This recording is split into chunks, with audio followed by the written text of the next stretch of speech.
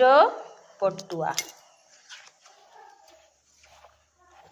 ଅଜା ଓ ଆଈ ସାଙ୍ଗ ହୋଇ ରହୁଥିଲେ।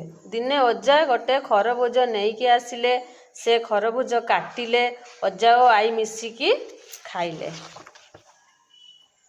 ଅଜା କହିଲେ, ନିଅ ଏହି ମଞ୍ଜି ଓ ଚୋପା ଗୁଡ଼ିକ ଅଳିଆ ଡବାରେ ପକେଇ ଦିଅ।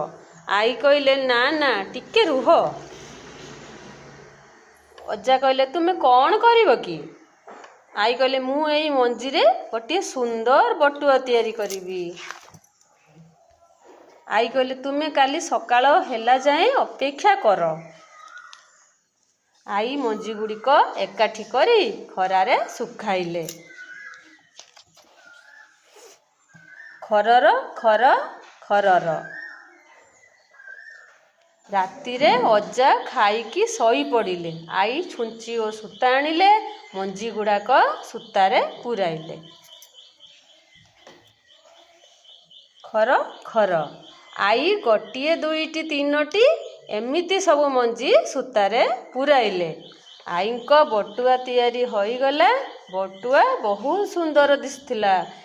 ଏହି ବଟୁଆକୁ ଯାଉଛି ଖୁଣ୍ଟରେ ଟାଙ୍ଗିବି। ଆଈ କହିଲେ, ଖର। ଆଈ ଥକି ପଡ଼ିଲେ। ଶୋଉ ଶୋଉ ତାଙ୍କୁ ନିଦ ହେଇଗଲା। ଖର। ସକାଳ ହେଲା। ଅଜା ଓ ଆଈ ଉଠିଲେ। ଓହୋ, ତୁମେ ବଟୁଆ କାହିଁ?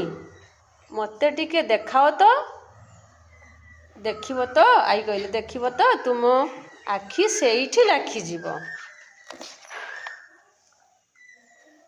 ଆଈ ଖୁଣ୍ଟ ପାଖକୁ ଗଲେ। ଦେଖିଲେ ଖୁଣ୍ଟରେ ବଟୁଆ ନଥିଲା। ଆରେ, ମୋ ବଟୁଆ କୁଆଡ଼େ ଗଲା? ଆଈ କହିଲେ, ଏବେ ତୁମେ କୁହ, ଆଈର ବଟୁଆଟି କୁଆଡ଼େ ଗଲା?